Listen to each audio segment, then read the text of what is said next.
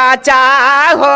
पिया छोड़ दा नौकरिया घरही में कैले बानी चारा चाहो पियवा छोड़ दा नौकरी छोड़ दा नौकरिया पिया जा तू घरवा छोड़ दा नौकरिया पियवा जा तू घरवा अरे घर ही में कैले बानू चारा चाहो पिया छोड़ दा नौकरिया घरही में कैले बानी चारा चाहो पियवा छोड़ दा नौकरी छोड़ दा नौकरिया पियवा जा तू घरवा छोड़ दा नौकरिया पियवा जा तू घरवा घर ही में कैले बानू चारा चाहो पिया छोड़ दा नौकरिया में कैले नौकरी चाहो पिया छोड़ दा नौकरी कैसे में अयो धाने अपनो हम घरवा कैसे में आयो धाने अपना घरवा अरे ना मिलब हमारो टिकटवा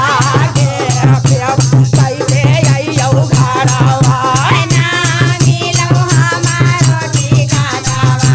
हो धनिया कैसे अयो घरवा अदे पहिले उतरिया पिया देवा घर न गरिया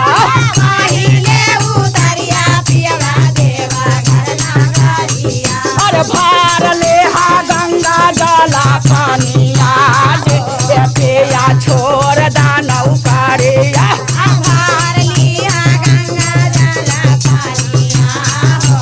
पियवा छोड़ दा नौकरिया अरे घर ही में कैले बानू चारा चाहो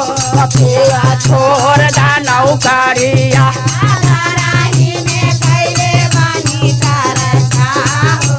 पियवा छोड़ दा नौकरी पहिले उतरिया पिया कासे नाथ धामा पहिले उतरिया पिया कासे नाथ गाड़िया अरे भार लिहा कासे नाथ के जलावा हो पिया छोड़ दा नौकरिया कासे नाथ के जलावा हो